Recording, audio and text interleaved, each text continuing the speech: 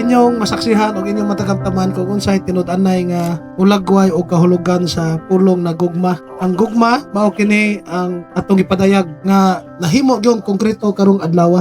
Pinagi sa atong programa nga Love, libreng alagad og balay, nakig-alayon ta sa programa ni Gob Aris Amintado o ni Congresswoman Van Amintado nga mao ang balay sa paglaom. Tumong katuyuan nini mao paghatag og simple apan disente nga balay nga kapuy-an para sa itong mga igsoon nga kabos nga maglisod gyud tukod og balay.